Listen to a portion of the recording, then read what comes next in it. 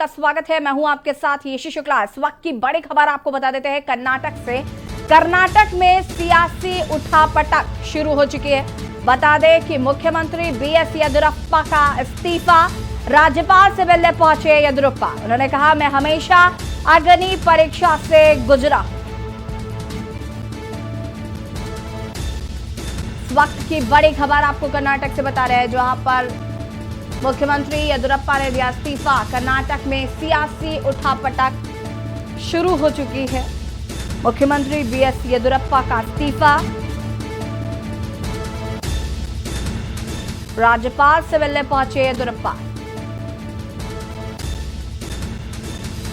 उन्होंने कहा कि मैं हमेशा अग्नि परीक्षा से गुजरा।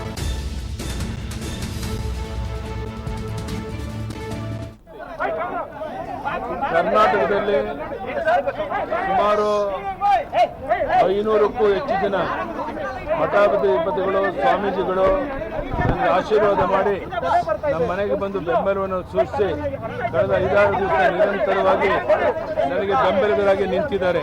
ಆದ್ದರಿಂದ ನಮ್ಮ ರಾಜ್ಯದ 500ಕ್ಕೂ ಹೆಚ್ಚು ಜನ ಮಠಾಧೀಶರು, ಮಠಾಧಿಪತಿಗಳು, ಸ್ವಾಮೀಜಿಗಳು ನಿರಂತರವಾಗಿ ನನ್ನ ಬೆಂಬಲವನ್ನು ವ್ಯಕ್ತಪಡಿಸಿ ಸುಮಾರು 500ಕ್ಕೂ ಹೆಚ್ಚಿನ ಬೆಂಬಲವನ್ನು ವ್ಯಕ್ತಪಡಿಸಿದ್ದಾರೆ. ಬಹುಶಃ ನಮ್ಮ ದೇಶದ ಇತಿಹಾಸದಲ್ಲಿ ಆ ರೀತಿ ಮಠಾಧಿಪತಿಗಳು ಮುಂದೆ ಬಂದು ಬೆಂಬಲ ಕೊಟ್ಟಿದ್ದ ಉದಾಹರಣೆ ಇಲ್ಲ. ಅದಕ್ಕಾಗಿ ಮಠಾಧಿಪತಿಗಳು, ಸ್ವಾಮೀಜಿಗಳು ಯಾರ್ಯಾರು ನನ್ನ ಬೆಂಬಲವನ್ನು ಕೊಟ್ಟಿದ್ದಾರೆ ಎಲ್ಲರಿಗೂ ಸಹ ನಾನು.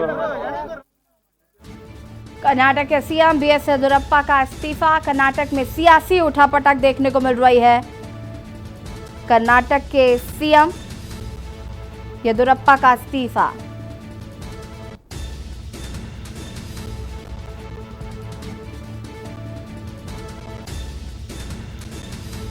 इस्तीफे के ऐलान के बाद राजभवन पहुंचे येदियुरप्पा। और इसी खबर पर हमारे साथ प्रधान संपादक जी दुर्गेन जी चौहान जी जुड़ चुके हैं।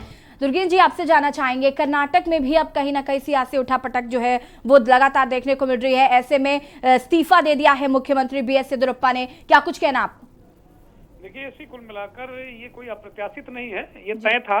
और अभी पिछले दिनों बीएस येदियुरप्पा प्रधानमंत्री से मिले थे दिल्ली में, और तभी ये तय हो गया था कि उनको रिप्लेस किया जा रहा है। और जो जाहिरा तौर पर कारण ये बताया गया है कि उनकी उम्र काफी हो गई है और वो उतनी सक्रियता से कर्नाटक में काम नहीं कर पा रहे हैं, और ये वजह बताई गई थी। लेकिन इसके पीछे कई और भी समीकरण हैं। वहाँ भी एक तरीके से युवा नेतृत्व को आगे बढ़ाना है, और जो और भी धड़े हैं भारतीय जनता पार्टी के अंदर, वो भी लगातार इस बात का दबाव बना रहे थे कि अब वहाँ पर एक नया नेतृत्व की जरूरत है। और कुछ लोगों ने जो येदियुरप्पा विरोधी हैं भारतीय जनता पार्टी में, उन्होंने ये संकेत भी दिया था कि अगर शीर्ष नेतृत्व इस पर गंभीरता से विचार नहीं करता है तो फिर कुछ मामला अलग तरीके का भी सामने आ सकता है। और अलग तरीके से मुराद ये है कि वहां पर भी जो लोग सत्ता से बाहर हुए हैं वो बीजेपी के एक बड़े धड़े के संपर्क में थे। इस वजह से नेतृत्व ने येदियुरप्पा को फरमान सुना दिया कि अब उन्हें इस्तीफा देना होगा। ये पहले से प्रीपोन्ड था कि 26 जुलाई को बीएस येदियुरप्पा इस्तीफा देंगे, लेकिन उन्होंने एक नेतृत्व के सामने ये भी एक अपनी मंशा रखी थी कि उनके बेटे को मंत्रिमंडल में शामिल किया जाए। लेकिन अभी जो खबरें आ रही हैं यशी, वो उनके बेटे को शायद अभी नहीं जगह मिल पा रही मंत्रिमंडल में।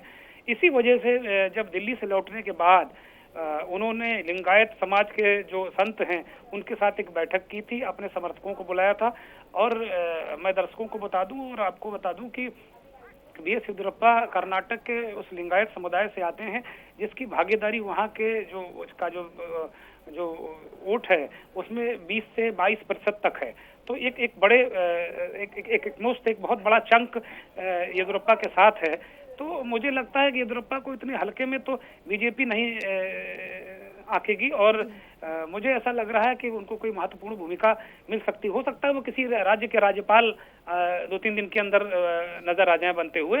और वहां पर जो स्थितियां हैं कर्नाटक में, एक नया नेतृत्व देखने को मिल सकता है। डीवी सदानंद गौड़ा जो भी केंद्रीय मंत्रिमंडल से फारिग किए गए हैं, उनका भी नाम चल रहा है वहाँ।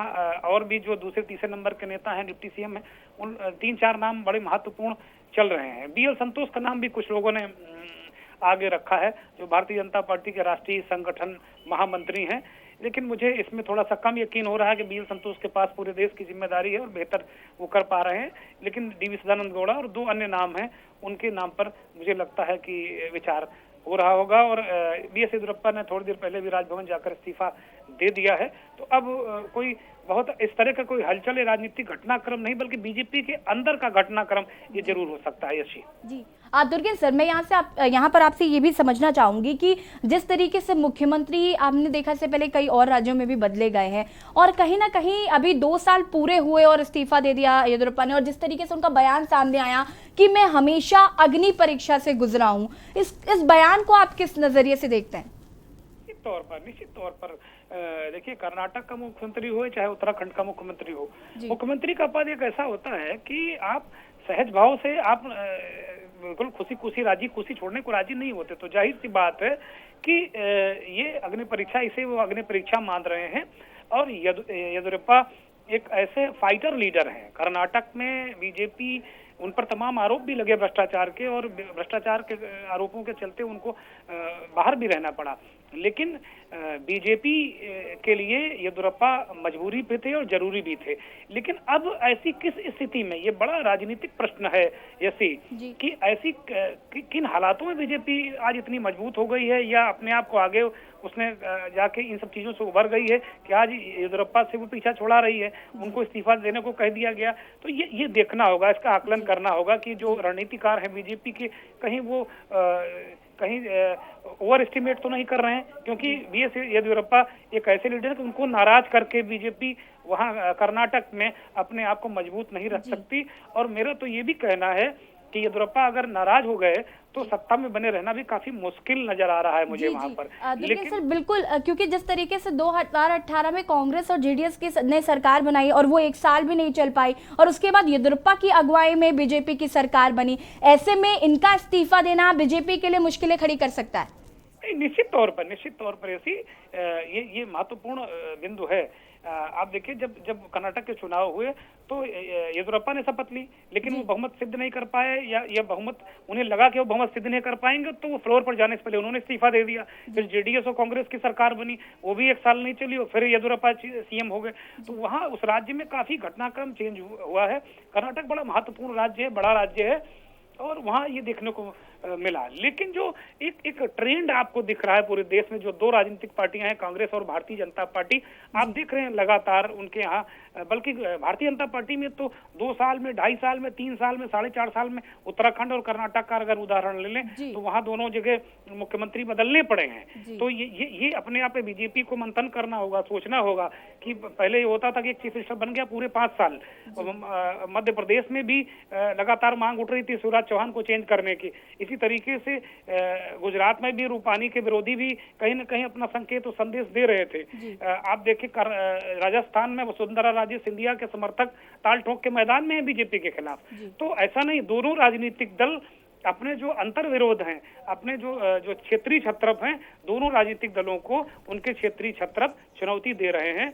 और इसकी बड़ी वजह है कि जब से बंगाल में ममता बनर्जी जीती हैं चुनाव, और उसके बाद एक नया परसेप्शन क्रिएट हुआ है कि क्षेत्रीय छत्रप ही अब आगे की जो केंद्र की राजनीति है वो तय करेंगे। इस तरह का परसेप्शन बनाया जा रहा है या बन रहा है। तो अब जो दलों से बंधे लोग हैं वो भी अब अपने आप को साबित कर रहे हैं, अपना दमखम दिखा रहे हैं, ताकि उनका दमखम, उनका वर्चस्व राज्यों में बना रहे। जी दुर्गेश सर, बिल्कुल आपका बहुत बहुत शुक्रिया तमाम जानकारी देने के लिए। और देखना होगा कि कर्नाटक की कमान अब किसे सौंपी जाती है। फिलहाल मुख्यमंत्री BS येदियुरप्पा ने इस्तीफा सौंप दिया है राज्यपाल को, और इस्तीफा सौंपने के बाद उन्होंने